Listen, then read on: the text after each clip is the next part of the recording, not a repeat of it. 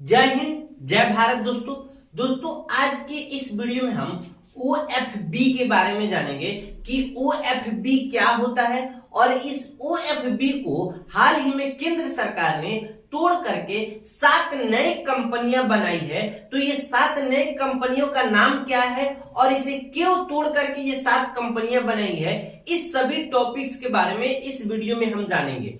तो चलिए दोस्तों वीडियो को स्टार्ट करते हैं। सबसे पहले हम OFB क्या है समझ लेते हैं। OFB का मतलब होता है ऑर्डिनेंस फैक्ट्री बोर्ड। ये एक ऐसी बोर्ड है जो भारत के सैनिकों के लिए हथियार बनाने का काम करती थी। जो 80% जो हथियार बनाती थी वो तीनों सैनिक यानी जल सेना, थल सेना, वायु सेना के लिए बनाती थी और 20% हथियार अर्धसैनिक बल यानी BSF, SSB, CRPF, ITBP ये 7 अर्धसैनिक बलों के लिए ये हथियार बनाने का काम करती थी। जो राइफल, बंदूक, गोला बारूद, chemical, parachute, tank, bullet, mines proof जैसे गाड़ियों का बनाने का काम करती थी।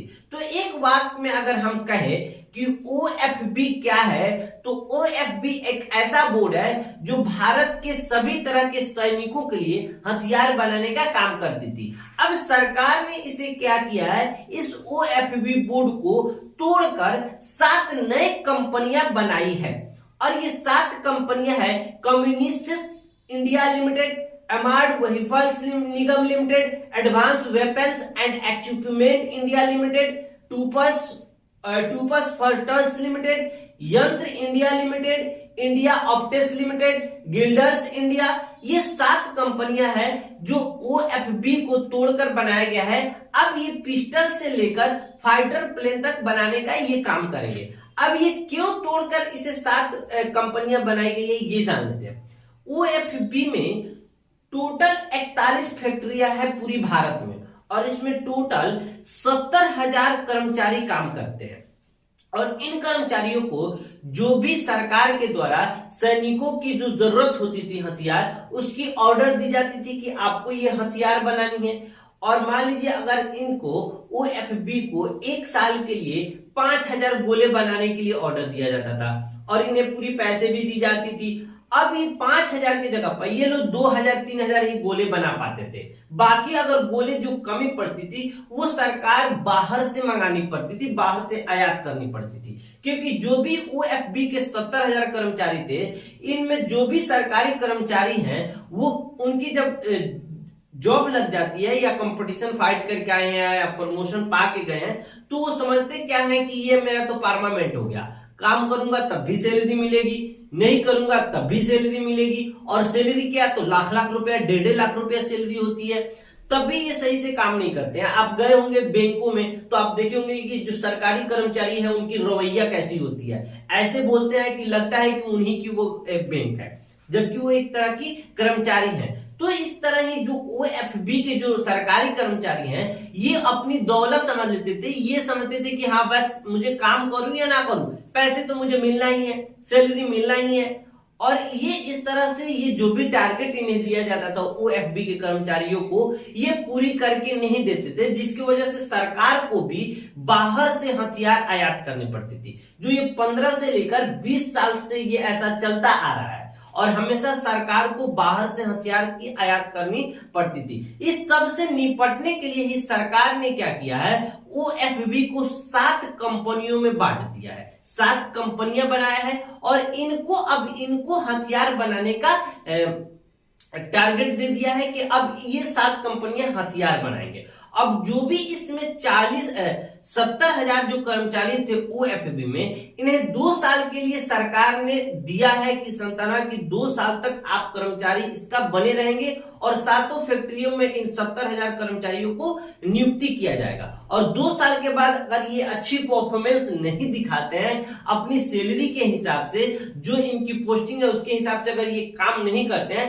तो वो जो 7 कंपनियां हैं उनको वहां से हटा सकता है, निकाल सकता है 2 साल के बाद। तो इस तरह से क्या होंगे कि वो उनकी डर होंगी जिसके आधार पे वो काम करेंगे। जैसे प्राइवेट जॉब में क्या होती है कि आपको टारगेट दिया जाता है, आपको काम दिया जाता है, उस तरह से आप अपना काम करते हैं तो आप वहां बने रहते हैं। अगर उसके हिसाब से अगर आप काम नहीं करते हैं तो आपको निकाल देता है। अगर आप अच्छे काम भी करते हैं तो आपको प्रमोशन भी मिलता है। सेम वही तरह से यहां भी किया जा रहा है कि जो भी OFB के कर्मचारी हैं उन्हें 2 साल के लिए उसमें नियुक्ति की जाएगी जो 7 कंपनियां बनी हैं। अगर वो सही से उसमें काम करते हैं तो उन्हें प्रमोशन भी मिलेगी, उन्हें सैलरी भी मिलेगी। अगर वो 2 साल तक सही से काम नहीं करते हैं तो 2 साल के बाद वो 7 कंपनियां की जो है वो उनको हटा सकता है। इसलिए सरकार ने ये OFB को सरकार स्वामित्व वाली कॉर्पोरेट संस्थाओं में बदल दी है। यानी सरकार स्वामित्व कॉर्पोरेट संस्थाओं का मतलब है वो निजी रहेगी लेकिन उस पे पूरी तरह से सरकार का स्वामित्व होगा, सरकार के अधीन काम करेगी। दूसरा आदमी उस कंपनी को चलाएगा, निजी आदमी चलाएगा, लेकिन उसमें पूरी तरह से क्या होगा, सरकार के अधीन रहेगी। और इससे बताया जा रहा है कि आयात में जो होगी, आयात में कमी होगी, क्योंकि सरकार पहले ये OFB पूरी जो टारगेट सरकार देता था सैनिकों के हथियार के लिए, वो ये पूरी तरह से उतना हथियार OFB फैक्ट्रिया बोर्ड नहीं बना के देती थी। अब ये जो नई 7 कंपनियां बनी हैं ये वो पूरी तरह से बना के देंगी। जो भी टारगेट होगी, जो भी जितना हथियारों की जरूरत होगी वो बना के देंगे। तब क्या होगी कि सरकार को बाहर से आयात करना नहीं पड़ेगा। जैसे पहले क्या होता था, रूस से, अमेरिका से और आजकल ज्यादातर इजराइल से हथियारों का आयात करता था भारत। तो धीरे धीरे ये सारा चीज कम होगा और आयात में, हथियारों के आयात में कमी होगी। और ज्यादा अगर बनाती है ये कंपनियां, टारगेट से ज्यादा काम करती है, तो ये भारत निर्यात भी करेगा। इस तरह सरकार की ये सोच है।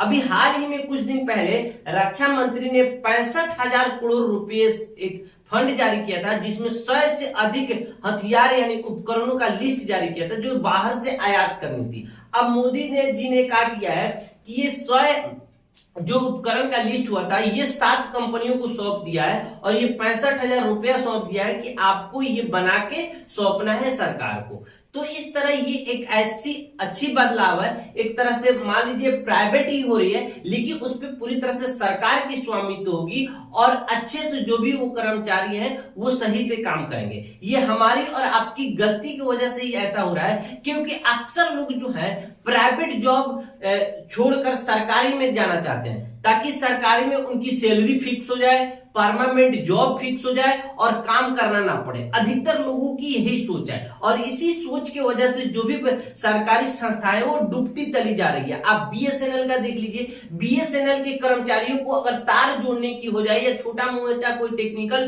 काम हो तो उनके लिए वो salary 1.5 lakh 2 lakh salary BSNL provide करवाते हैं, लेकिन वो काम नहीं करते हैं। जिसकी वजह से क्या हुआ, BSNL डूबता चला जा रहा है। वो काम सही से नहीं करते हैं जिसकी वजह से क्या होता है कि वो डूब रही है।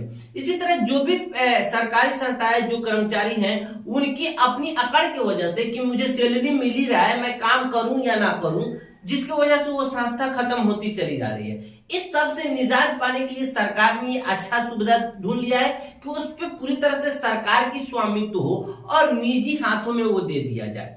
तो इस तरह अगर हम सब अगर अच्छे से काम करते हैं, जो भी सरकारी कर्मचारी हैं अगर वो सही से अपनी जो भी उनकी पद है, जो सैलरी मिल रहा है उसके हिसाब से अगर ये काम करते हैं तो लॉजिक सी बात है कि वो आगे बढ़ेगी, उसमें सरकार को प्रॉफिट होगा तो निजी क्षेत्रों में नहीं जाएगी।